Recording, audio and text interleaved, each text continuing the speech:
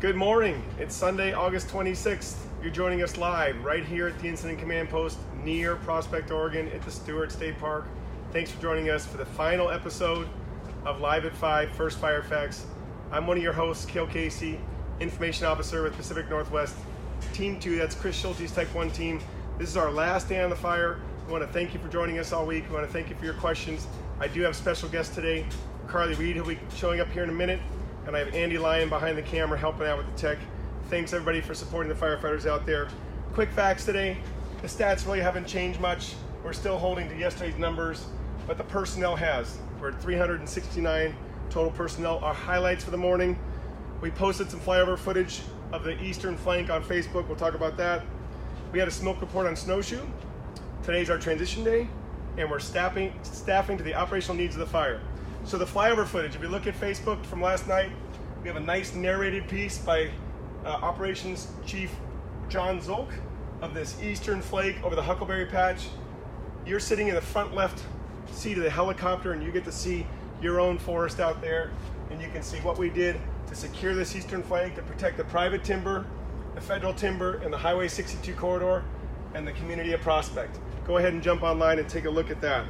We did have a smoke report yesterday on the Snowshoe fire. We take those seriously, and we probably overreact at this time of year just because, of course, it is something that we're very concerned about. So we sent our helicopter over to take a look at it. Our air attack, Steve Mezikowski, went over, saw that it was very interior. That's what the satellite's been showing us. We do track the heat on the fire every day, so we do know where the pockets of heat are. So it was no factor. It was interior. But remember, we're gonna have that deep burn this season. Until we have season-ending moisture, there's gonna be interior pockets all throughout the fire that find their day to stand up and give us all a little bit of worry, but remember, they're interior.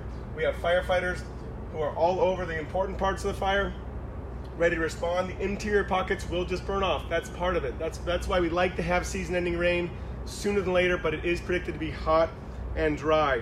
Transition day today. So the personnel's come very much down, and we have Brock Ullid's Type 3 team in. They'll be shadowing us today and taking over Monday. That means that Pacific Northwest Team 2, who just came off the Taylor Creek fire, as you know, 2 weeks ago, and had the Dallas substation fire at the beginning of the month, we get to take some time off and then get right back out in the system and serve another community near you.